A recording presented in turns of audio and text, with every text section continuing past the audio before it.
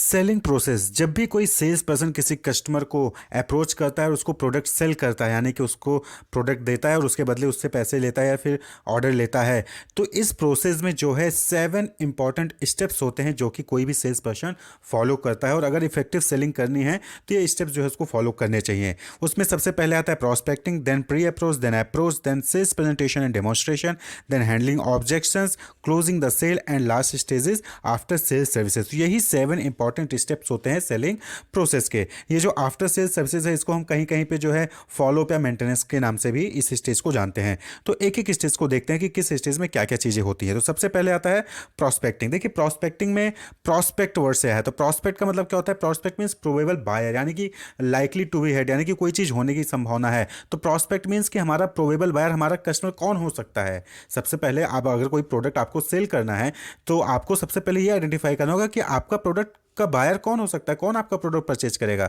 तो prospect means probable buyer. और prospecting का मतलब क्या हो जाएगा कि finding and qualifying potential buyer और क्लाइंट, यानी कि बहुत सारे यहाँ पे आपको मार्केट में आप जाएंगे तो बहुत पब्लिक है, तो उन पब्लिक में से आपका जो प्रॉस्पेक्ट है वो कौन हो सकता है, उस चीज़ को फाइंड करना और उसको क्वालिफाई करना, यानी कि आपके प्रोडक्ट के अकॉर्डिंग उसकी नीड्स वांट्स हैं या नहीं, उसकी कैपेबिलिटी है परचेज करने की या नहीं है। सारी चीज़ें आप जो है उसको आइडेंटिफाई करते हो, कंपेयर करते हो, उसके बाद आप जो है उसको सेलेक्ट करते हो कि हाँ ये हमारा कस्टमर हो सकता है। तो दैट इज प्रॉस्पेक्टिंग, जहां पे आप फाइंड करते हो और क्वालिफाई करते हो पोटेंशियल बायर को या फिर क्लाइंट को। यहां पे क्या होता है कि determine whether your prospective customer has a particular need और want that your business can fulfil. तो यहां पे क्या होता है, यही चीज हुआ ना कि प्रोस्पेक्टिव मतलब कि आइडेंटिफाई कर रहे हो कि आपके कस्टमर को, जो भी आपका प्रोस्पेक्ट है, क्या उसको आपके प्रोडक्ट की नीड है या नहीं है, या फिर आपकी कंपनी उसकी नीड को फुलफिल कर सकती है नहीं कर सकती है। अब पता चला आप मोबाइल बना रहे हो, सामने वाले को चाहिए खाना, तो यहां पे क्या है कि आपकी कंपनी उसकी नीड फुलफिल नहीं कर सकती, तो आप गलत बंदे को अप्रोच करोगे। तो इसलिए पहले ही स्टेज पे जो है आपको पहले ये आइडेंटिफाई करना है कि आपके प्रोडक्ट की नीड सामने वाले कस्टमर को है या नहीं है। तो involve research to identify your ideal customer. तो यहाँ पे क्या होता है कि रिसर्च करना पड़ता है। जब भी आप सेलिंग प्रोसेस स्टार्ट करते हैं तो सबसे पहले आपको अपने प्रोबेबल कस्टमर यानी कि प्रॉस्पेक्ट के बारे में रिसर्च करना पड़ेगा कि आपका प्रॉस्पेक्ट कौन हो सकता है। तो यही स्टेज क्या कहलाता है, प्रॉस्पेक्टिंग। जब आप आइडेंटिफाई कर लेते हो कि हाँ ये पर्टिकुलर ये mister A, mister B, mister C, ये लोग आपके प्रॉस्पेक्ट हैं, ये जो है आपके कस्टमर बन सकते हैं, तो उसका बाद अगला जो स्टेज आता है उसके बाद that is pre approach. Pre approach में क्या होता है कि लर्निंग अबाउट दी प्रॉस्पेक्ट, यानी कि अब प्रॉस्पेक्ट के बारे में जानिए, उसकी कैरेक्टरिस्टिक्स, उसकी नीड्स, उसके परचेज डिसीजंस, उसकी पर्सनल कैरेक्टरिस्टिक्स जैसे कि एजुकेशन, ऑक्यूपेशन, इनकम, प्रेफरेंस, उसकी बाइंग स्टाइल्स, इन सभी चीज़ों के बारे में अब उसके बारे में आप जानिए, उसके बारे में डिटेल इकट्ठा करिए। आपको अपने कस्टमर्स को कोई प्रोडक्ट सेल करना है तो उसकी डिटेल्स को जानेंगे, उसकी नीड्स को जानेंगे, वो कब परचेज करता है, कब नहीं परचेज करता, कितना जो है उसकी एजुकेशन क्या है, उसकी ऑक्यूपेशन क्या है, इनकम कितना अर्न कर लेता है, उसके हिसाब से ही तो आप उसको प्रोडक्ट दिखाओगे, तो उसके बारे में आपको जाने। तो यहाँ पे प्री अप्रोच में मेन फोकस इस पे होता है कि नोइंग योर प्रॉस्पेक्ट्स, यानी आप अपने कस्टमर्स के बारे में समझदारी पैदा करें, developing and understanding about the prospective buyers. जब आप अपने से जो प्रॉस्पेक्ट होता है, जो आपका कस्टमर बन सकता है, उसके बारे में जब आप डिटेल्स इकट्ठा कर लेते हैं, तब अब अगला स्टेप आता है अप्रोच, यानी कि अब जाके आप उससे फेस टू फेस कॉन्टैक्ट करिए। Salesman comes face to face. यहाँ पे क्या होता है कि जो सेल्समैन होता है अब वो जो है अपने कस्टमर के सामने आ जाता है। ये फर्स्ट पर्सनल इंटरेक्शन होता है किसके साथ, प्रॉस्पेक्ट्स के साथ। यहाँ पे अप्रोच में तो सोचिए, अप्रोच करने से पहले यानी कि फेस टू फेस इंटरेक्ट करने से पहले उसने जो है 2 स्टेज की, यानी कि पहले आइडेंटिफाई किया, उसके बारे में जाना और फिर उसके बाद जो है वो अप्रोच करता है, सामने पहुंच जाता है। तभी तो आप जाके उसके अकॉर्डिंग उसको प्रोडक्ट दिखा पाएंगे। जब उसके बारे में पता ही नहीं होगा, आप उसको चाहिए कुछ और आप लेके पहुंच गए कुछ और, तो क्या होगा, बट ऑब्वियसली सेल फेल हो जाएगा, यानी कि आपका एफर्ट, आपका टाइम, आपका जो रिसोर्सेज था वो सब वेस्ट हो जाएगा। तो इसलिए पहले आपको प्रॉस्पेक्ट देन प्री अप्रोच करना पड़ता है। तो अप्रोच में क्या हुआ कि आप फेस टू फेस वहां पे मिलोगे। Involve getting the potential buyer और client to interact with you by personalising your meeting. यहां पे क्या होता है कि आप जो है उससे बात करने की कोशिश करते हैं। पहला अप्रोच है ना, पहली बार आप उसके सामने जाओगे तो उसको बात करने की कोशिश करोगे, यानी कि पहले क्या करोगे आप, यहाँ पे 4 अप्रोच हो सकते हैं, इंट्रोडक्शन, रेफरल या फिर प्रोडक्ट या फिर कस्टमर बेनिफिट अप्रोच। यानी कि आपका जब पहला अप्रोच होगा, पहली बार आप उसको मिलोगे, तो इन 4 तरीकों से कर सकते हो। पहला क्या है, इंट्रोडक्शन, यानी कि आप अपने बारे में बताओगे कि सर मैं इस कंपनी से आया हूं, हम जो है इस प्रोडक्ट को सेल कर रहे हैं, प्रमोट कर रहे हैं, इस तरीके से अपने बारे में इंट्रोडक्शन करोगे। या फिर दूसरा अप्रोच है कि रेफरल अप्रोच। आप क्या बोलोगे कि सर मिस्टर बी ने मुझे आपका रेफर दिया है, आपको रेफर किया है कि आपको ये प्रोडक्ट चाहिए थी, आपकी ये नीड है, इस तरीके से। या फिर प्रोडक्ट अप्रोच, यहाँ पे क्या होगा, सीधे आप उसको प्रोडक्ट देखोगे, सर हमारे पास ये प्रोडक्ट है जो ऐसा ऐसा बना है, इसकी ये फीचर्स, इसकी क्वालिटी है, तो आप प्रोडक्ट अप्रोच बना सकते हो। या फिर कस्टमर बेनिफिट अप्रोच, सर आपको इस चीज़ की नीड है और आपको जो है ये प्रोडक्ट जो है हमारी कंपनी ऑफर करे जो आपकी इस पर्टिकुलर नीड को फुलफिल कर सकती है। तो आप जो है जो पहली बार स्टार्ट करते हो कम्युनिकेशन, वो इनमें से किसी भी तरीके से स्टार्ट कर सकते हैं। वो डिपेंड करता है आपकी पर्सनल स्किल पे, यानी कि सेल्स पर्सन की पर्सनल स्किल्स पे।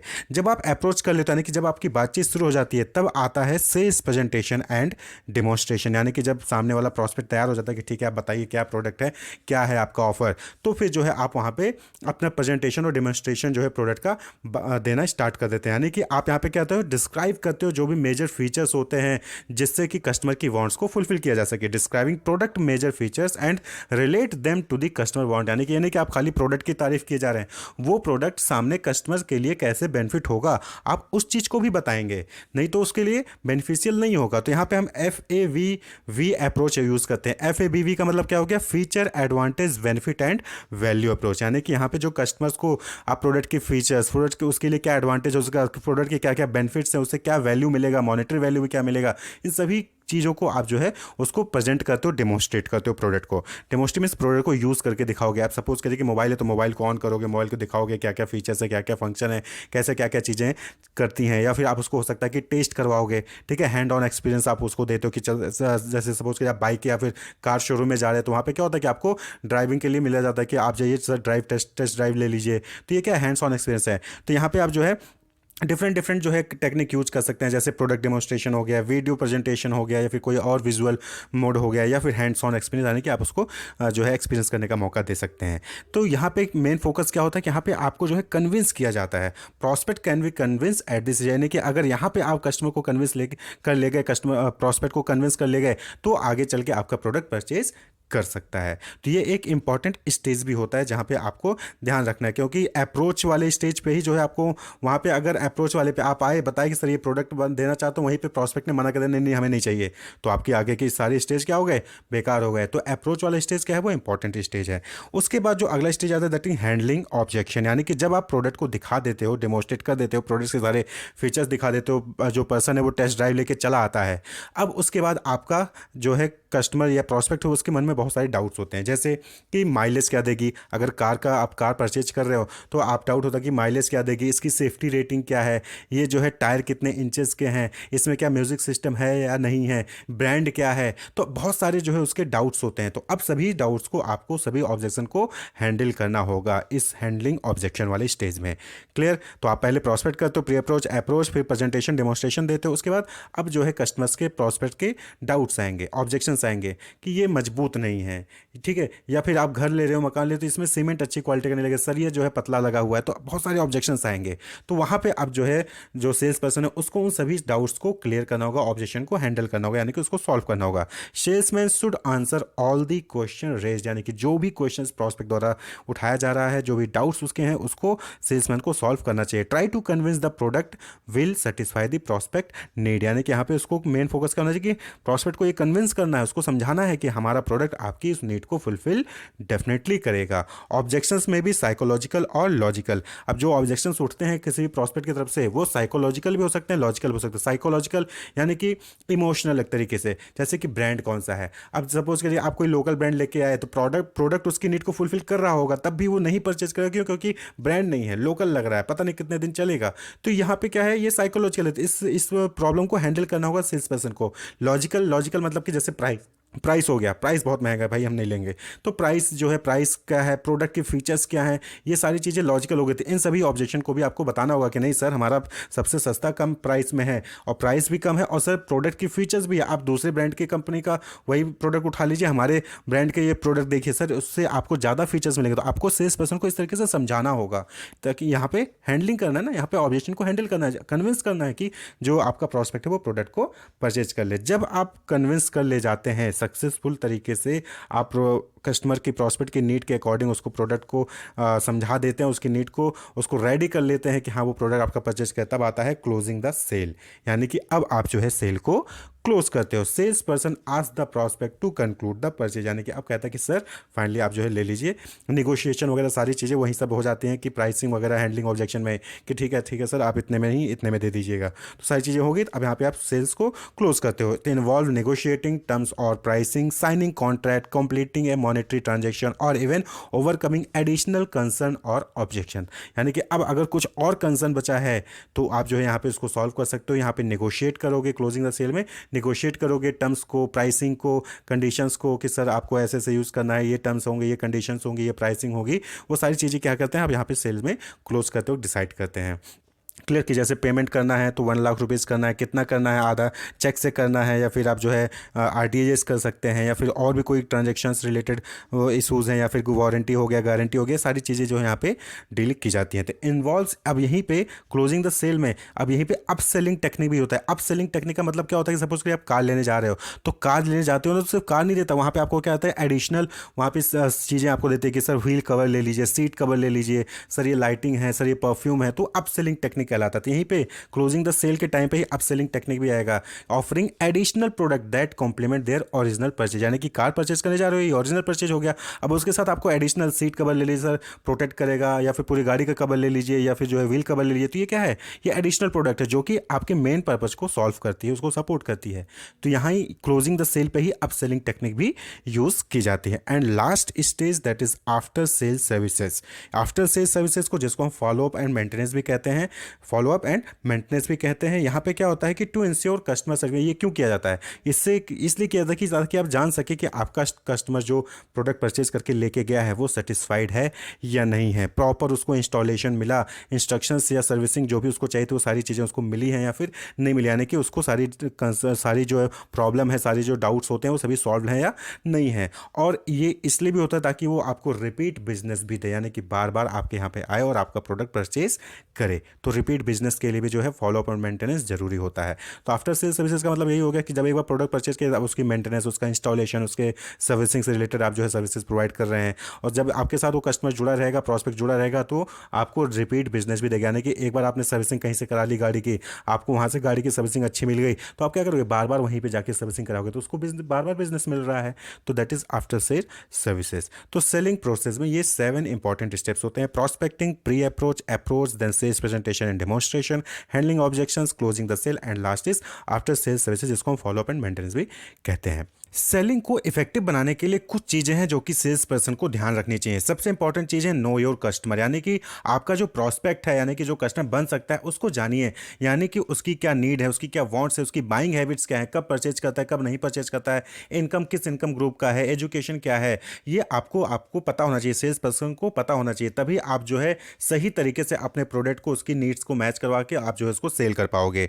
दूसरा है प्रोडक्ट नॉलेज, यानी कि कस्टमर जो सेल्स पर्सन है उसको अपने प्रोडक्ट के बारे में नॉलेज होनी चाहिए, कंप्लीट नॉलेज होनी चाहिए कि वो प्रोडक्ट क्या है, उसकी फीचर्स, उसका जो है कैसे उसको यूज़ करना है, सारी चीज़ें उसको पता होनी चाहिए। क्योंकि अगर आपको नहीं पता होंगी ना तो आप सामने वाले को समझा नहीं पाओगे, वो भी सामने वाला जो प्रॉस्पेक्ट कस्टमर है वो कहीं ना कहीं उसमें डाउट या ऑब्जेक्शन उठाएगा और आप उसको डील नहीं कर पाओगे। तो आपको नॉलेज अपने प्रोडक्ट के बारे में, अपने ऑर्गेनाइजेशन के बारे में होना चाहिए। नेक्स्ट है present your product with confidence, यानी कि जब भी आप अपने प्रोडक्ट का डेमोन्स्ट्रेशन करने जा रहे हैं, फिर प्रेजेंटेशन देने जा रहे हैं, तो उसको कॉन्फिडेंस के साथ प्रेजेंट करें, यानी कि आपका प्रोडक्ट कितना भी खराब हो लेकिन आप उसको इस तरीके से प्रेजेंट करें कि सामने वाले को लगे वाओ कितना इफेक्टिव है। आप कपड़े की दुकान पे चले जाए तो वहाँ पे एक खराब कपड़ा भी होता है, तो लेकिन आप उस दुकानदार से पूछिए तो दुकानदार बोलेगा कि हाँ बहुत अच्छा कपड़ा ले जाइए, आप चिंता मत करिए, बहुत अच्छा कपड़ा है। तो वो कितना भी खराब हो लेकिन वो कॉन्फिडेंस के साथ आपको जो है वहाँ पे प्रोडक्ट को डेमोस्ट्रेट करता है। Match the product with customer need, important चीज़ है कि जब आप सेल्स पर्सन जो होता है वो कस्टमर्स को समझा रहा होता है, प्रेजेंटेशन दे रहा होता है, तो उसकी नीड के अकॉर्डिंग आप जो है उस प्रोडक्ट को दिखाइए, उस प्रोडक्ट को उसकी नीड से मैच करवाइए, तभी वो प्रोडक्ट को परचेज करने के लिए माइंड प्रिपेयर करेगा। एक्टिव लिसनिंग, यानी कि कस्टमर क्या चाहता है, प्रोस्पेक्टिव कस्टमर क्या चाहता है, उसकी क्या नीड है, वो क्या चीज़ तलाश रहा है, उसको सुनिए। अब जब आप उसको सुन लेंगे ना तो उसके अकॉर्डिंग प्रोडक्ट को आप जो है उसको हैंड ओवर कर सकते हैं। बी पोलाइट, यानी कि आपको जो है वहाँ पे पोलाइट होना है, ज़्यादा हार्श नहीं होना है, सॉफ्टली जो है रेस्पेक्टफुली जो है आपको वहाँ पे बात करनी है। हैंडल ऑब्जेक्शन, जो भी उसके डाउट्स हैं, जो भी उसके जो है प्रॉब्लम्स आती हैं प्रोडक्ट को लेकर, उसको हैंडल करिए, उसको सॉल्व करिए, क्योंकि सॉल्व करेंगे और सारी चीज़ें जब उसकी डाउट्स क्लियर हो जाएंगी ना, तो फिर सेटिस्फाई होगा, और जब सेटिस्फाई होगा, सिक्योर हो जाएगा, तो फिर वो प्रोडक्ट को परचेज करने का माइंड प्रिपेयर करेगा। And last but not least, expand and retain your customer base, यानी कि अपना कस्टमर बेस बढ़ाइए। यानी कि गिने चुने ही कस्टमर बेस आपके पास है, अगर आपके पास ज़्यादा से ज़्यादा प्रॉस्पेक्टिव कस्टमर्स होगा, उसका बेस होगा, तो फिर आपकी सेलिंग भी उतनी ज़्यादा होगी। तो ये कुछ इंपॉर्टेंट इफेक्टिव सेलिंग टेक्निक्स हैं। अब बात करें कुछ टूल्स ऑफ सेलिंग की, यानी कि किस जब भी आप सेलिंग करते हैं तो किन किन चीज़ों का यूज़ कर सकते हैं। तो देखिए, सबसे इंपॉर्टेंट चीज़ कि आप क्या करते हैं, वहाँ पे सेल्स प्रेजेंटेशन करते हैं कि नहीं भाई। आपको जो है अपने प्रोडक्ट के बारे में जो है कंपनी को या फिर किसी प्रोस्पेक्टिव कस्टमर्स को बताना है। तो जब आप जो है B2B के केस में कंपनी को बताते हैं, B2C के केस में आप जो है कस्टमर्स को बताते हैं, तो वहाँ पे आपको प्रेजेंटेशन करना होता है। प्रेजेंटेशन के लिए आप जो है डिफरेंट डिफरेंट टूल्स, जैसे कि आप पावर पॉइंट प्रेजेंटेशन का यूज़ कर सकते हैं, या फिर किसी और टेक्निक का यूज़ कर सकते हैं जहाँ पे आप इफेक्टिव प्रेजेंटेशन उस चीज़ का कर पाएँ। क्योंकि इससे वैसे बोल देने से होता कुछ नहीं होता है, आप जब उसको ग्राफिकली या फिर अच्छे तरीके से प्रेजेंट करेंगे प्रोडक्ट को, तो उसको अच्छा लगेगा। आप एडवर्टीजमेंट देखते हैं, तो एडवर्टीजमेंट क्या है, एक तरीके का प्रेजेंटेशन है, वर्चुअल प्रेजेंटेशन है। वहाँ पे आपको एडवर्टीजमेंट में सारी चीज़ें दिखाई जाती हैं, तो आपको वहाँ पे इम्पैक्ट अच्छा पड़ता है। देन है कन्वर्सेशन। कन्वर्सेशन यानी कि आप जो है अपने प्रोस्पेक्टिव कस्टमर से कन्वर्सेट करें, यानी कि उनसे बातचीत करें, डायलॉग बातचीत करें, क्योंकि जब बातचीत करेंगे ना, तभी आप उसको इन्फ्लुएंस कर पाएंगे। यानी कि ये नहीं कि आए प्रोडक्ट दिखा दिया उसके बाद दिखा के चले गए, नहीं, प्रोडक्ट दिखाइए, साथ ही साथ उसको बातचीत करिए, बातचीत करेंगे, डायलॉग रहेगा वहाँ, तो फिर वो इन्फ्लुएंस होगा और सेल्स जो है वो जो सेल्स है वो वहाँ पे कंप्लीट हो पाएगा। नेक्स्ट है डेमोन्स्ट्रेशन। डेमोन्स्ट्रेशन का मतलब कि आप जो प्रोडक्ट है उसको यूज़ करके दिखाइए कि वो प्रोडक्ट काम कैसे करता है। ये भी क्या है, टूल्स ऑफ सेलिंग है। यानी कि जब आप डेमोन्स्ट्रेट करेंगे, उसको प्रोडक्ट को चला के दिखाएंगे, उसका यूज़फुलनेस दिखाएंगे, तो जो कस्टमर है उसकी तरफ जो है वो अट्रैक्ट होगा, और हो सकता है कि वो सेल्स कंप्लीट हो जाए, यानी कि वो परचेज कर ले उस प्रोडक्ट को। नेक्स्ट है फील्ड सेलिंग। फील्ड सेलिंग में क्या है कि यहाँ पे सेल्स कॉल, यानी कि जो रिप्रेजेंटेटिव होते हैं उनके द्वारा या फिर पर्सनली जो है आप कस्टमर्स के पास जाइए, प्रोस्पेक्टिव कस्टमर्स के जब पास जाइए, उनसे बात करिए। फील्ड सेलिंग होती है। यहाँ पे क्या होता है कि आप देखते होंगे आपके पास भी आए दिन जो है कई जगह से फ़ोन आते रहते होंगे कि सर ये ऑफर है, सर ये ऑफर है, सर ये स्कीम है, आप ये परचेज कर लीजिए। तो ये क्या है, ये फील्ड सेलिंग होता है। तो ये भी टेक्निक ऑफ सेलिंग है। यानी कि क्या होता है कि हम कई बार ऐसी चीज़ें होती हैं जो हमें रिक्वायरमेंट होती है, लेकिन हमें खुद ही नहीं पता होती हैं। तो ये जब बार बार कॉल आती है ना, तब हमें लगता है हाँ, ये मेरी नीड को फुलफिल कर सकता है, और फिर जो है आप उसको परचेज करने का मूड बना लेते हैं। तो फील्ड सेलिंग।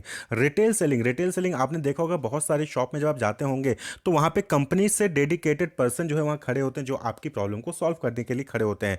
आप किसी दुकान पे घुसते हैं, तो आप वहाँ पे जैसे जाएंगे, आप सामान ढूंढ रहे होंगे, तो आएंगे, सर आपको क्या चाहिए, आप फिर उनको बता दो कि मुझे ये वाला प्रोडक्ट चाहिए, तो फिर अपने ब्रांड का प्रोडक्ट जो है वहाँ पे दिखाएंगे, और फिर आपको जो है परचेज करवाते हैं। तो ये क्या है, ये हेल्प करते हैं किस चीज़ में, कि आप प्रोडक्ट को फाइंड आउट कर लें, सेलेक्ट कर लें और परचेज कर लें। तो रिटेल सेलिंग में भी यही चीज़ है कि रिटेल शॉप के अंदर जो है वहाँ पे सेल्स पर्सन खड़ा होता है, वो आपको जो है अपना प्रोडक्ट सेल कर रहा होता है। नेक्स्ट है door to door selling. Door to door selling में क्या होता है कि जो सेल्स पर्सन है वो घर घर जाके लोगों के पास जाता है और वहाँ पे जो है सेलिंग करता है। तो ये भी सेलिंग का टूल है, टेक्निक है। और last but not least reference selling. Reference selling में क्या होता है कि आप जो आपके ऑलरेडी कस्टमर्स हैं, जो सेटिस्फाइड कस्टमर्स हैं, जिन्होंने आपके प्रोडक्ट को यूज़ किया है, उनका जो है आप यूज़ करते हो, जो प्रॉस्पेक्ट कस्टमर है उनको कन्विंस करने के लिए।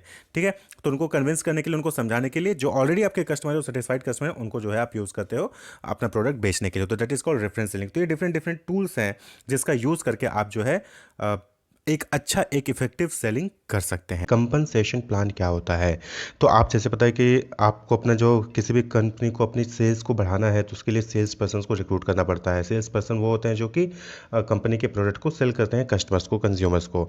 तो आप उनको रिक्रूट करना, फिर उनको ट्रेनिंग करना, उनको जो है डेवलपमेंट करना उनके लिए, फिर उसके बाद उनको जो है कंपनसेशन देना, यानी कि उनको सैलरी देना। सैलरी के अलावा भी कई चीज़ें होती हैं जो है बेनिफिट्स जो होती हैं, जो दी जाती हैं किसको, सेल्स फोर्स को। तो उसी को हम क्या कहते हैं, कंपनसेटिंग सेल्स फोर्स। यानी सेल्स फोर्स ने जो भी काम किया है कंपनी के सेल्स को बढ़ाने के लिए, जो भी काम किया है उसके लिए उनको कंपनसेट करना, भरपाई करना।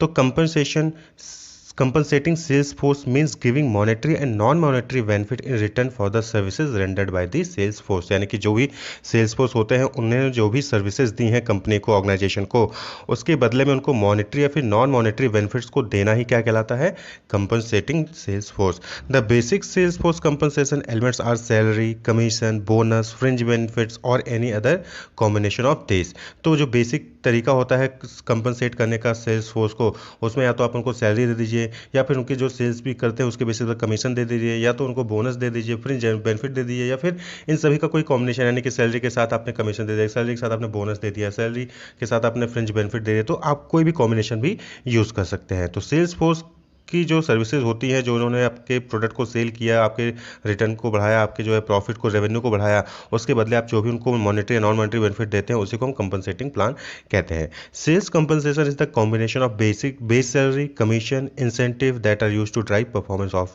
Sales organisation. तो ये सैलरी, कमीशन, इंसेंटिव इन सब का कॉम्बिनेशन होता है। अब बात कर ले कंपोनेंट क्या है कंपनसेशन प्लान के, यानी कि कंपनसेशन प्लान में क्या क्या चीज़ें होती हैं। तो पहला है फिक्स्ड कंपोनेंट। नॉर्मली जो कंपोनेंट होते हैं फिक्स्ड और वेरिएबल होते हैं, यानी कि कुछ चीज़ें तो फिक्स होती हैं और कुछ चीज़ें क्या होती हैं, वेरिएबल होती हैं। Fixed component it provides stable income to the sales force, यानी कि आपकी मैंने हर महीने सैलरी फिक्स कर दी कि आपको जो है 20,000 रुपये, 30,000 रुपये पर मंथ जो है आपको मिलेगा, तो दैट इज फिक्स्ड। अब आप कोई भी सेल्स करेंगे, कितना भी सेल्स करेंगे, आपको जो है फिक्स्ड सैलरी 30,000 रुपये पर मंथ मिलेगी। तो ये फिक्स्ड कंपोनेंट हो गया। It is in the form of salary. Salary जो होती है वो क्या होती है, फिक्स्ड होती है। हर महीने आपको उतनी फिक्स सैलरी जो है मिलती रहती है आपके जो भी सर्विसेज होते हैं, जो भी आप जॉब परफॉर्म करते हैं। और वहीं पे वेरिएबल कंपोनेंट क्या होता है कि जो वेरी करता है आपकी परफॉर्मेंस के बेसिस पे जो है आपको मिलता है। It has a motivational role and it is linked with the job performance of the sales force. तो ये जॉब परफॉर्मेंस यानी कि आपने कैसा जॉब में परफॉर्म किया है। आप किसी महीने में बहुत ज़्यादा सेल्स लेके आए तो आपको जो है एक्स्ट्रा बेनिफिट मिल गया, कमीशन मिल गया, बोनस मिल गया, ठीक है। तो ये चीज़ें होती है, तो वो वेरिएबल कंपोनेंट होता है, वो आपके जॉब परफॉर्मेंस पे डिपेंड करता है। तो कुछ चीज़ें फिक्स होती हैं जो आपको मिलेंगी मिलेंगी, और वहीं पे कुछ चीज़ें वेरिएबल होती है जो आपकी सेल्स फोर्स के परफॉर्मेंस पे जो है डिपेंड करता है। It is given in the form of commission, bonus, fringe benefit. तो जो वेरिएबल कंपोनेंट है वो किस रूप में दिया जाता है, कमीशन के तौर पे, बोनस के तौर पे, फ्रिंज बेनिफिट्स के तौर पे दिया जाता है। तो दो टाइप के होते हैं, फिक्स्ड और वेरिएबल कंपोनेंट। अब बात करें method of sales force compensation, यानी कि कैसे इनको कंपनसेट किया जाता है। तो सबसे पहला स्ट्रेट सैलरी मेथड, यानी कि सीधा सीधा आप उनको सैलरी दे दीजिए हर महीने जो आपने फिक्स की है। This is the simplest compensation plan in which salesman received fixed salary at a regular interval of time. तो इसमें क्या होता है कि सीधा सीधा हर महीने जो है किसी टाइम पीरियड पे, फिक्स टाइम पीरियड पे आपको जो है सैलरी मिलती जाती है। तो एक तरीका तो ये हो गया कि आप इस मेथड से सेल्स फोर्स को कंपनसेट कर सकते हैं। दूसरा है कमीशन मेथड। यहाँ पे आप क्या होगा, sales force is paid according to the performance, efficiency and productivity, यानी कि आप जितना सेल लेके आओगे हम उसके बेसिस पे आपको जो है कमीशन प्रोवाइड कर देंगे। तो यहाँ पे सैलरी नहीं है कि हर महीने आपको फिक्स मिलेगा।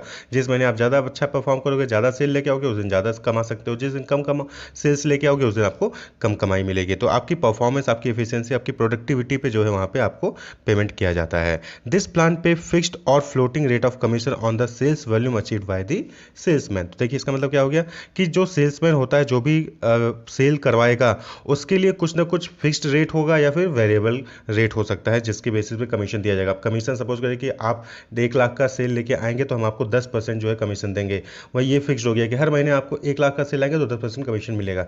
लेकिन अगर वहीं पे किसी महीने आपने 1 लाख का लिया तो आपको 10% मिल गया, दूसरे महीने आप 1 लाख का लाया तो आपको 11% का कमीशन मिल गया, तो ये वेरिएबल हो गया। तो फिक्स्ड रेट ऑफ कमीशन हो सकता है या फिर वेरिएबल रेट ऑफ कमीशन हो सकता है, आपके सेल्स वॉल्यूम पे डिपेंड करता है। तो कमीशन मेथड कहलाता है।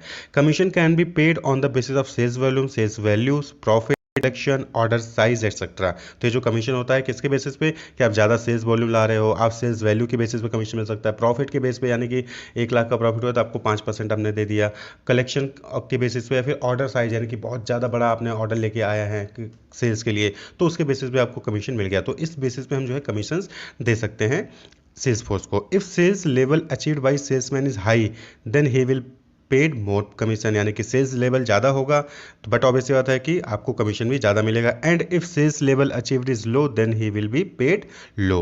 तो अगर वो ले होगा तो उसको लो ही कमीशन मिलेगा। तो ये दो तरीके हो गए, एक तो सैलरी, एक है कमीशन मेथड हो गया। Salary plus commission method. तीसरा क्या है, सैलरी प्लस कमीशन मेथड, यानी कि यहाँ पे आपको सैलरी के साथ साथ कमीशन भी दिया जाता है। तो कुछ चीज़ें फिक्स होगी, यानी कि हर महीने आपको 30,000 तो मिलेगा, प्लस आप अगर किसी महीने 2 लाख का सेल लाते हो, 10 लाख का सेल लाते हो तो आपको उसके लिए कमीशन भी मिलेगा। तो सैलरी प्लस कमीशन होगा। तो सैलरी, कमीशन और सैलरी प्लस कमीशन। चौथा टेक्निक है bonus.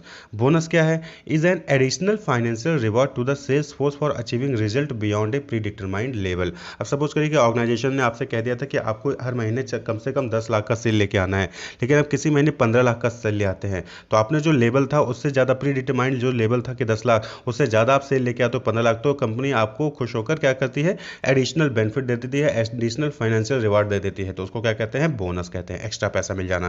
It is given for achieving sales quota, performing extra selling activities, for reducing selling expenses, for attracting new customers, selling particular product above a specific level, etc. तो आप bonus जो है कई सारी activities के लिए मिल सकता है कि आपने जो सेल्स कोटा था उसको अचीव कर लिया, जो आपने एक्स्ट्रा सेलिंग एक्टिविटीज़ परफॉर्म की, या फिर आपने सेलिंग एक्सपेंसेस कंपनी की जो है कम कर दी, या फिर आपने नए नए कस्टमर्स को अट्रैक्ट किया कंपनी के लिए, या फिर आपने प्रोडक्ट को जो स्पेसिफिक लेवल था उससे ज़्यादा पर्टिकुलर प्रोडक्ट को बेचा, तो इस केस में कंपनी आपको जो है बोनस प्रोवाइड कर देती है। तो एक्स्ट्रा परफॉर्मेंस की वजह से आपको ये बोनस मिलता है। नेक्स्ट है पांचवा फ्रिंज बेनिफिट। फ्रिंज बेनिफिट क्या है कि इंक्लूड रिटायरमेंट बेनिफिट, यानी कि अगर आप जब रिटायर होंगे तो आपको कुछ ना कुछ बेनिफिट्स मिलेगा। पेंशन प्लान्स हो सकते हैं, पेड लीव हो गई कि आप किसी दिन छुट्टी नहीं लेंगे तो आपको उसके बदले पैसा मिलेगा, स्टडी लीव हो गया, मैटर्निटी लीव हो गया, कार फैसिलिटी होगी, मेडिकल फैसिलिटी होगी। तो ये अलग अलग छोटे छोटे बेनिफिट्स होते हैं जो कि आपको मिलते हैं कंपनी में, तो ये फ्रिंज बेनिफिट कहलाते हैं। तो ये भी क्या है, ये वेरिएबल कंपोनेंट है। Fringe benefit are given to all employees working at the same level, यानी कि जो भी एक सेम लेवल पे काम करेंगे उन सभी को सेम टाइप का फ्रिंज बेनिफिट मिलता है। And these do not very with their job performance, और इंपॉर्टेंट चीज़ ये कि इनके जॉब परफॉर्मेंस पे डिपेंड नहीं करता है कि आप खराब परफॉर्म करेंगे तो आपको पेड लीव नहीं मिलेगी, वहीं पर आप अच्छा परफॉर्म करें तो आपको पेड लीव मिलेगी। तो ऐसा नहीं है, ये सभी लोगों को मिलता है। अगर आप सेम लेवल पे हैं तो आप सभी को एक जैसा फ्रिंज बेनिफिट दिया जाएगा। Fringe benefit helps to increase job satisfaction and prevent job dissatisfaction. तो फ्रिंज बेनिफिट जो है वो क्या करता है, जॉब सेटिस्फैक्शन में हेल्प करता है, और जो जॉब डिससेटिस्फैक्शन होता है उसको रिमूव करता है। तो ये फ्रिंज बेनिफिट हो गया। तो आपके पास 5 टेक्निक हुए, salary, commission, salary plus commission, bonus और फ्रिंज बेनिफिट। ये method of compensating sales force. Sales forecasting, अब एक टर्म आता है सेल्स फोरकास्टिंग, क्या होता है? तो सेल्स फोरकास्टिंग यानी हर टर्म से क्लियर है कि आगे चल के कितनी कंपनी की सेल्स हो सकती है, कितना लाख यूनिट बेचा जा सकता है, वो सेल्स फोर्स करता है, फोरकास्ट करता है। Is the process of estimating future revenue by predicting the amount of product और service a sales unit means individual sales person या फिर सेल्स टीम या फिर company will sell in next week, month, quarter और year. तो जब आप अगले आने वाले वीक में, मंथ में, क्वार्टर में या फिर ईयर में कोई भी सेल्स टीम है या कोई सेल्स पर्सन है वो कितना सेल कर लेगा और कितना रेवेन्यू कंपनी के लिए ले आएगा, उसको फोरकास्ट जब करते हो तो उसको क्या कहते हैं, सेल्स फोरकास्टिंग करते हैं। उसको जब एस्टिमेट करते हैं तो सेल्स फोरकास्टिंग कहते हैं। Process of estimating future revenue to be received by the services of a sales person, sales unit और सेल्स टीम, तो उसको क्या कहते हैं, सेल्स फोरकास्टिंग कहते हैं। तो इसके अलग अलग टेक्निक्स होते हैं, आपको देखना होगा, आपने मैनेजर इकोनॉमिक्स में पढ़ा होगा techniques. Then a sales budget. Sales budget is a financial plan which shows how the resources should be allocated to achieve forecasted sales. Sales budget क्या हो गया कि ये बजट तैयार करते हो कि जो भी हमने अचीव एस्टिमेटेड किया है कि हमारा इतना सेल्स हो सकता है, इतना सेल्स जाएगा आगे आने वाले मंथ में, तो उसके बेसिस पे हम क्या करते हैं, फाइनेंशियल प्लान भी बनाते हैं कि इतना सेल्स अचीव करने के लिए हमें इतना पैसा कम से कम अपने पास रखना होगा। तो financial plan which shows how the resources should be allocated to achieve the forecasted sales. जो हमने सेल्स फोरकास्ट किया उसको अचीव करने के लिए क्या हमें फाइनेंशियल प्लान होना चाहिए। The main purpose of sales budget is to plan for maximum utilisation of resources and forecasted sales. तो मैक्सिमम यूटिलाइजेशन हम अपने रिसोर्सेज का कर सके जिससे कि हम अपने फोरकास्टेड सेल्स को अचीव कर सके, तो सेल्स बजट कहलाता है। और ये फाइनेंशियल होता है, फाइनेंस को हम यहाँ पे मैनेज करते हैं। नेक्स्ट है सेल्स कोटा। अब सेल्स कोटा क्या होता है, नाम से ही क्लियर है कि is a target sales representative are set for a specific period. ये सेल्स कोटा क्या है, टारगेट होता है, किसके लिए रिप्रेजेंट किया जाता है, जो सेल्स रिप्रेजेंटेटिव होते हैं उनके लिए सेट किया जाता है। जैसे कि हर मंथ जो है कम से कम सभी जो सेल्स पर्सन है, जो सेल्स रिप्रेजेंटेटिव हैं, उनको 1 लाख यूनिट का टर्नओवर सेल्स जो है वो लेके आना होगा। तो दैट इज सेल्स कोटा। आपको फिक्स कर दिया था कि आपको इतना सेल्स करवाना है इस महीने, आपको उतना सेल्स करवाना है इस महीने, और किसी तीसरे पर्सन को इतना सेल करवाना है इस महीने। तो सेल्स कोटा आप डिवाइड कर देते हो, 1 लाख यूनिट आप बेचोगे, 2 लाख यूनिट आप बेचोगे, 3 लाख यूनिट आप बेचोगे। तो उनकी परफॉर्मेंस के बेसिस पे, उनकी सैलरी के बेसिस पे, किसी भी बेसिस पे आप जो उनको कोटा को फिक्स कर सकते हो। तो ये टारगेट होता है, सेल्स कोटा हो गया target to be achieved by the sales person. Simple सा कहें तो सेल्स कोटा क्या हो गया कि ये टारगेट है जो कि अचीव करना होता है सेल्स पर्सन को सेल्स करके। The sales quota may be fixed in terms of value or in terms of physical unit of sales. The period for which sales quota is fixed varies from one firm to another. तो देखिए जो sales Kota है उसको आप पैसे के term में भी फिक्स कर सकते हो या फिर यूनिट्स के टर्म में, यानी आपने 1 लाख यूनिट बेचा, 1 लाख प्रोडक्ट बेचा तो यूनिट टर्म में हो गया। 1 लाख रुपए का आप टर्नओवर लेके आए तो दैट इज रुपीज़ के केस में हो गया, ठीक है। और ये जो पीरियड है कि 1 महीने में आपको 1 लाख लाना है या फिर 1-2 महीने में लाना है, ये वेरी करता है कंपनी टू कंपनी। कोई कंपनी कहती है कि आपको 1 महीने में ही आपको 1 लाख का टर्नओवर लेके आना है, वहीं पे कोई कंपनी कहती है कि आप 1 साल 6 महीने में जो है 1 लाख यूनिट बेचिए। तो वो टाइम जो पीरियड है वो डिपेंड करता है, डिफर करता है अलग कंपनी टू कंपनी पॉलिसीज पे। लेकिन जो कोटा होता है वो आप रुपीज़ के टर्म्स में या फिर यूनिट के टर्म्स में जो है आप उसको फिक्स कर सकते हैं। और ये क्या होता है, टारगेट होता है जो कि अचीव करना होता है सेल्स पर्सन को। A sales quota is a standard for measuring the achievement of salesman in sales organisation. तो सेल्स कोटा नॉर्मली क्या शो करता है कि एक स्टैंडर्ड भी बनता है जिससे कि हम मेजर कर सकते हैं कि सेल्समैन कितना एक्टिव है, कितना जो है उसकी परफॉर्मेंस कैसी है, उसको आप मेज़र कर सकते हैं, उसकी अचीवमेंट को मेज़र कर सकते हैं। भाई आपने कंपनी ने कहा कि आपको 1 लाख यूनिट एक महीने में बेचना है और आपने उसको अचीव कर लिया, यानी कि आपकी परफॉर्मेंस अच्छी है। तो सेल्स कोटा एक टारगेट होता है जो कि सेल्समैन को अचीव करना होता है उस पर्टिकुलर टाइम पीरियड में जो भी कंपनी देती है। नेक्स्ट टर्म है ए सेल्स टेरिटरी। टेरिटरी क्या होता है? अब देखिए टेरिटरी क्या हो गया कि एरिया। एरिया तो is the customer group of और geographical area for which an individual sales person और सेल्स टीम होल्ड्स रिस्पॉन्सिबिलिटी। तो सेल्स टेरिटरी यानी कि जो सेल्स पर्सन है उसके अंडर में कितना एरिया आता है। अब सपोज करिए कि लखनऊ है, कानपुर है, बनारस है, तो कोई सेल्स पर्सन है तो उसको सिर्फ लखनऊ में बेचना है, तो उस सेल्स पर्सन का क्या हो गया, जो टेरिटरी है सेल टेरिटरी क्या हो जाएगा उसका, लखनऊ। इसी तरीके से कोई तीसरा पर्सन है उसको कानपुर एरिया दे देगा कि आपको कानपुर से सेल्स लेके आने हैं, तो वो क्या हो गया उसका सेल टेरिटरी कानपुर। तो ये सेल्स टेरिटरी होता है। कस्टमर ग्रुप यानी कि कहाँ के कस्टमर, तो कानपुर के कस्टमर को आपको डील करना है, लखनऊ के कस्टमर को आपको डील करना है, यानी कि लखनऊ का रीजन आपको डील करना है, कानपुर का रीजन आपको डील करना है। तो ये सेल्स टेरिटरी कहलाता है। तो किस एरिया से आपको जो है आपकी रिस्पॉन्सिबिलिटी किस एरिया में है, किस एरिया में आपको सेल्स करना है, तो दैट इज सेल्स टेरिटरी। अब हम बात कर लें कि मोटिवेशन क्या होता है। देखिए motivation is the process that produce goal directed behaviour in an individual. Motivation यानी कि जो हमारा गोल है उसको अचीव करने के लिए जब हम मोटिवेट होते हैं, हमारे अंदर जो एक्शंस आते हैं, बिहेवियर शो करते हैं अपने गोल्स को अचीव करने के लिए, वही चीज़ क्या कहलाता है, मोटिवेशन कहलाता है। अब गोल्स को अचीव करने के लिए कुछ लोगों को मोटिवेट करना पड़ता है, कुछ लोग सेल्फ मोटिवेटेड होते हैं। तो सेल्स फोर्स में अब क्या है कि सेल्स टारगेट दे दिया जाता है। अब सेल्स टारगेट को अचीव करने के लिए कहीं ना कहीं उनको मोटिवेट करना होगा। अब आप एम्प्लॉय को जो है टाइम पे सैलरी दोगे नहीं और बोलोगे कि आप 1 लाख का टर्नओवर लेके आओ, तो क्या वो लेके आएगा? नहीं लेके आएगा, क्योंकि आप उसको टाइमली सैलरी नहीं दे रहे हो, उसको कमीशन सही से नहीं दे रहे हो, या फिर आप उसको जो फ्रिंज बेनिफिट्स नहीं दे रहे हो। तो आपको जो है एम्प्लॉय को मोटिवेट करके रखना होता है, तभी वो आपके सेल्स फोर्स को, सेल्स टारगेट को जो है अचीव करेंगे और उनकी परफॉर्मेंस, जॉब परफॉर्मेंस अच्छी देंगे। तो मोटिवेशन एक इंपॉर्टेंट फैक्टर, ये आपने ऑर्गेनाइजेशनल बिहेवियर में पढ़ा होगा। तो यहाँ पे आपको थ्योरीज भी पढ़ी हुई, हम यहाँ पे खाली थ्योरीज के नाम देख रहे होंगे, लेकिन आपको डिटेल में आपको देखना होगा। It helps to initiate desired behaviour in an individual and direct it toward the attainment of organisation goal. तो जो मोटिवेशन प्रोसेस होता है वो क्या हेल्प करता है कि जो ऑर्गेनाइजेशन का गोल है उसको अचीव करने में हेल्प करता है, और डायरेक्ट मतलब कि बिहेवियर को जनरेट करता है, डिजायर्ड बिहेवियर को इनिशिएट करता है किसके अंदर, सेल्स फोर्स के अंदर, ताकि वो ऑर्गेनाइजेशन गोल्स को यानी कि सेल्स को अचीव कर सके। Effort by sales peoples to achieve sales objective, वही क्या कहलाता है, मोटिवेशन कहलाता है। कि मोटिवेशन जो ज़्यादा एफर्ट लगाता है यानी हाईली मोटिवेटेड है, जो कम एफर्ट लगा रहा है, एफर्ट लगा ही नहीं रहा हो, तो यानी कि डिमोटिवेटेड, उसको आपको मोटिवेट करने की जरूरत पड़ती है। अब मोटिवेशन दो तरीके से होता है, फाइनेंशियल रिवॉर्ड देके हो सकता है, फिर नॉन फाइनेंशियल रिवॉर्ड देके आप उसको मोटिवेट कर सकते हैं। फाइनेंशियल रिवॉर्ड जैसे कि बेसिक कंपनसेशन प्लान जो है आपका वो आप दे रहे हो सही से, सैलरी जो है आप सही से दे रहे हो, कमीशन आप उसको टाइमली दे रहे हो, अच्छा कमीशन दे रहे हो, बोनस पेमेंट भी आप उसको दे रहे हो, सेल्स कॉन्टेस्ट आप करवा रहे हो जिसको अचीव कर, सेल्स कर यानी कि जो इस महीने एक महीने अगले महीने जो है 2 लाख का सेल करेगा उसको फॉरेन टूर मिलेगा। तो ये सेल्स कॉन्टेस्ट जो ज़्यादा से लेके उसको आपको फॉरेन टूर आप करवा रहे हो, तो फाइनेंशियल रिवार्ड हो गया। मर्चेंडाइज एंड ट्रैवल, आपको जो उसको कुछ ना कुछ गिफ्ट दे रहे हो गुड्स के रूप में, या फिर कहीं पे ट्रैवल करने के लिए उसको भेज दिए, तो ये फाइनेंशियल रिवार्ड है जिसको आप जो है सेल्स टारगेट को अचीव करने के लिए एम्प्लॉय को दे सकते हैं और एम्प्लॉय इससे मोटिवेट होता है। इसी तरीके से थॉरो साइबर स्पेस इंसेंटिव्स भी है। तो ये अलग अलग फाइनेंशियल रिवॉर्ड हैं। वहीं पे नॉन फाइनेंशियल रिवॉर्ड में क्या हो सकता है कि रिकॉग्निशन अवार्ड, यानी कि आपने सेल्स को अच्छे से परफॉर्म किया, अचीव किया, तो आपको जो है सर्टिफिकेट दे दिया, ट्रॉफी दे दिया। तो ये नॉन फाइनेंशियल रिवार्ड हो गया। रिकॉग्निशन अवार्ड, रिकॉग्नाइज किया जाता है आपको सभी के बीच में कि भाई आज के ये एम्प्लॉय ऑफ द ईयर हैं, एम्प्लॉय ऑफ द मंथ हैं। प्रमोशन, आपको प्रमोट कर दिया जाए। आप praise and encouragement from management, आपको जो मैनेजमेंट है, हाई लेवल मैनेजमेंट है, वो आपको जो है प्रेज करता है, आपको जो है इंकरेज करता है कि वेरी गुड, शाबाश, आपने बहुत अच्छा काम किया कंपनी के लिए। जॉब एनरिचमेंट, आपके जॉब में कुछ ना कुछ चेंजेस किए जाते हैं जाकि जैसे कि आपकी जॉब एनरिचमेंट होती है। सेल्स मीटिंग एंड कन्वेंशंस करवाए जाते हैं जहाँ पे आप लोगों से मिला जाता है, आपको मोटिवेट किया जाता है। ये नॉन फाइनेंशियल, यहाँ पे पैसे नहीं दिए जा रहे लेकिन आपको इनडायरेक्टली मोटिवेट किया जा रहा है, तो ये नॉन फाइनेंशियल रिवॉर्ड्स कहलाते हैं।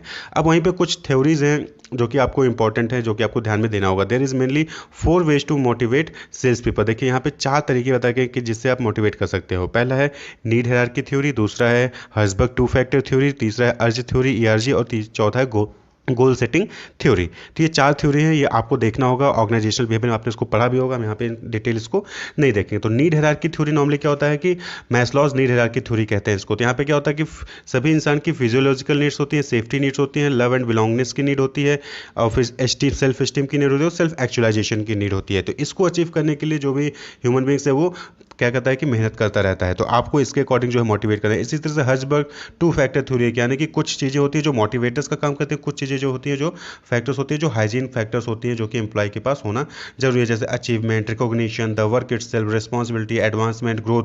ये क्या है, ये सारी चीज़ें अगर कंपनी में है तो ये मोटिवेट करती है ह्यूमन बींग्स को, सेल्स पर्सन को। वहीं पे कंपनीज पॉलिसीज कैसी है, सुपरविजन कैसा है, रिलेशनशिप कैसा है, वर्क कंडीशन कैसी हैं, रेमुनरेशन कैसी हैं, तो ये हाइजीन फैक्टर है जो कि मोटिवेट करने में भी हेल्प करती है और सेल्स को इंक्रीज करने में भी हेल्प करती है। ERG थ्योरी यानी कि एग्जिस्टेंस, रिलेटेडनेस और ग्रोथ, ये कहीं ना कहीं एक तरीके से नीड हायरार्की थ्योरी कि एग्जिस्टेंस, रिलेटेड एंड ग्रोथ, ये भी क्या है, मोटिवेशन थ्योरी है। वहीं पे जो लास्ट है goal setting theory, goal setting यानी कि आप गोल को सेट करते हो और उसको अचीव करने के लिए उसको मोटिवेट कर रहे हो। क्लैरिटी होना चाहिए जो गोल है, वो चैलेंजिंग गोल होना चाहिए, कमिटमेंट होना चाहिए एम्प्लॉय की तरफ से, फीडबैक भी आप उसमें ले रहे हो।